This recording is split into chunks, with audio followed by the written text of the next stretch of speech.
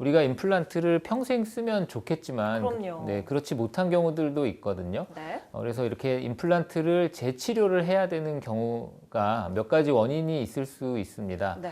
임플란트 주위염이라고 하는데 이런 염증으로 인해서 잇몸뼈가 소실되고 약해지는 경우에 임플란트가 흔들리거나 네. 또 심한 경우에는 빠지는 일이 생길 수 있어요. 이런 네. 경우에는 임플란트 재수술이 필요할 수 있고요. 우리가 입안에서 반복적인 힘을 받다 보면 이런 임플란트 티타늄이라는 금속 자체가 부러지는 일이 생길 수 있습니다. 그래서 그래요. 임플란트가 부러지는 경우에는 재치료가 필요할 수 있고요. 네. 또 처음에 임플란트 시술을 할 때 좀 정확한 위치나 각도를 계획을 해서 시술을 하면 조금 더 오래 사용할 수 있지만 시술을 하는 당시에 좀 정확하지 못한 위치나 각도의 임플란트가 시술되는 경우에 부작용으로 인해서 임플란트 재수술을 하게 되는 경우가 있습니다. 네, 그럴 수 있겠네요. 네. 원장님, 그러면요, 좀 구체적인 사례가 있으면 이해하기 쉬울 것 같거든요. 네, 임플란트 재수술 사례를 한번 보시겠는데요. 네.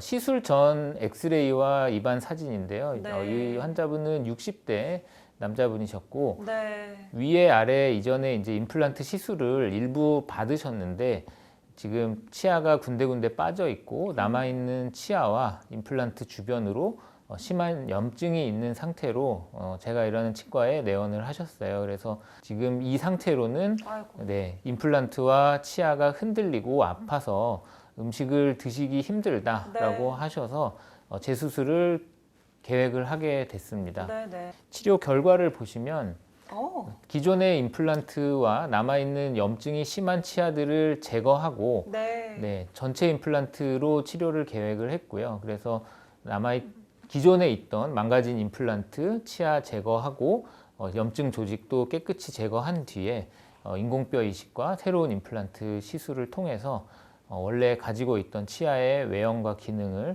충분히 회복을 했고 지금은 식사도 잘 하고 네. 아주 만족하시는 사례입니다. 네. 치료 사례까지 소개를 해주셨는데요. 사실 개인의 증상이나 정도에 따라서 치료 효과에는 또 차이가 있을 수도 있다는 점 알려드리도록 하겠습니다. 이번에는 시청자 질문 한번 네. 소개해 보도록 할게요. 임플란트 재수술이 처음 수술보다 더 아프고 힘든가요? 이렇게 남겨주셨습니다. 저도 궁금한데요. 많은 분들이 걱정하실 것 같아요. 어떤가요? 좋은 질문인데요. 네. 임플란트를 기존에 사용하고 계시던 환자분들 중에 문제가 생겨서 재수술이 필요합니다 라고 말씀을 드렸을 때 보통 가장 먼저 하시는 질문이 이거거든요. 맞아요. 네, 근데 이제 임플란트 재수술이 처음에 하는 수술보다 반드시 더 아프고 힘든 건 아닙니다. 그래요. 네, 다만 그 전에 망가진 임플란트 주변의 염증이라든지 네. 상실된 뼈를 다시 복원하기 위해서 필요한 인공뼈 이식술 이런 것들이 처음에 할 때보다 조금 더 불편감, 통증 이런 것들을 유발할 가능성은 있고요. 네. 이런 통증이나 불편함을 좀 덜어주기 위해서 진정요법이라든지 이런 것들을 병행하는 것이 네. 도움이 될 수 있습니다. 재수술이라고 해서 반드시 아픈 건 또 아니라고 말씀을 해주셨으니까요. 너무 걱정하지 마시고 병원에 방문해 보시면 좋을 것 같습니다. 자, 계속해서 다음 질문 보겠습니다. 임플란트가 흔들리는데 꼭 재수술을 해야 하나요? 라고 질문을 해주셨는데요. 네. 흔들리면 당연히 해야 되지 않을까요, 원장님? 임플란트가 흔들리는 것을 느끼셨을 때 네. 반드시 재수술을 해야 되는 건 아닙니다. 그래요? 네, 임플란트를 치료를 하는데 구성하는 구성품들이 몇 가지가 있는데요. 네. 임플란트 잇몸뼈에 고정된 임플란트 뿌리가 통째로 흔들리는 경우라면 재수술이 필요하게 되고요. 네. 잇몸뼈에 고정된 임플란트 뿌리는 단단히 고정되어 있는데 그 위에 올라간 연결된 치아의 머리 부분, 네. 머리 부분이 이렇게 덜그럭거리고 느슨해지는 경우도 있거든요. 네. 이런 경우에는 재수술이 아니라 그 나사를 단단하게 조이거나 교체하는 것으로 해결할 수 있습니다. 제가 강조드리고 싶은 것은 이런 여러 가지 원인에 의해서 임플란트가 흔들릴 수 있지만 이게 내가 뭐 불편함이나 아픔이 없다라고 해서 이것을 계속 미루고 방치하다 보면 일이 더 복잡하고 커질 수 있기 때문에 맞아요. 네, 임플란트가 흔들리는 것이 느껴지신다면 빠른 시일 내에 치과를 방문하셔서 정확한 검사를 받아보시고 조치를 취하는 게 좋겠습니다. 임플란트 재수술 비용에 대해 고민이 됩니다라고 남겨주셨어요. 좀 민감한 질문일 수도 있지만 재수술 시에 사실 제일 걱정되는 부분이기도 하거든요. 네, 맞습니다. 가장 궁금해하시고 걱정하시는 부분이 이제 치료 비용에 관한 것인데요. 네. 이전에 시술했던 임플란트를 또 다시 해야 된다라는 네. 거에 대해서도 좀 부담을 느끼시고 그렇게 네. 할 때 과연 비용이 얼마나 많이 들어갈 것인가 이런 것들에 대해서 궁금해하시고 걱정을 많이 하십니다. 근데 이제 임플란트 재수술을 계획한다라고 했을 때 상태에 따라서 비용이 많은 차이가 있을 수 있어요. 특히 네. 또 치료를 어떻게 계획하고 어느 부분까지 포함을 시키고 어느 부분까지 다시 회복을 시킬 것이냐 이런 것들에 따라서 치료 비용과 계획이 많은 차이가 있을 수 있고요.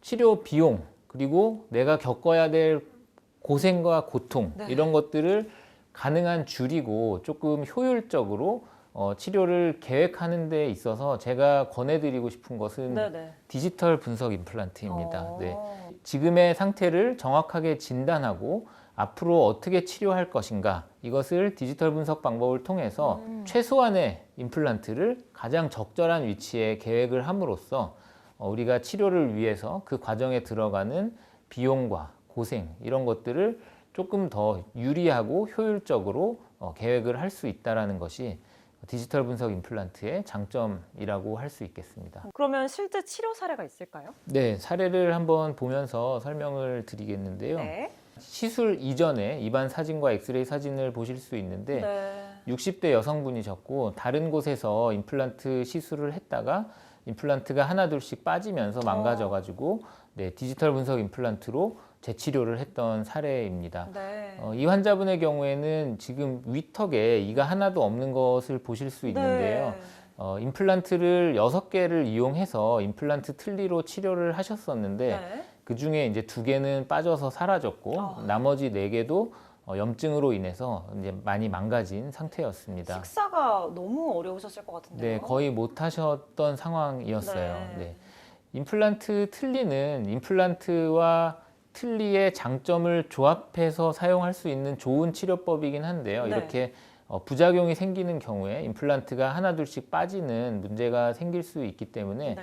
임플란트 틀니는 좋은 치료이긴 하지만 부작용도 있을 수 있다는 것을 좀 말씀을 드리고 싶고요. 네. 이 환자의 경우에는 그래서 디지털 분석 임플란트를 통해서 지금 망가져 있는 임플란트들을 제거하고 새로운 임플란트를 시술을 해서 틀니가 아니라 이제 완전히 고정된 형태의 치료를 계획을 했습니다. 네. 그래서 치료 결과를 보시면 네, 이렇게 위에 뺐다 꼈다 하는 방식이 아닌 네. 새로운 임플란트를 이용해서 완전히 고정하는 형태로 치료를 했고요.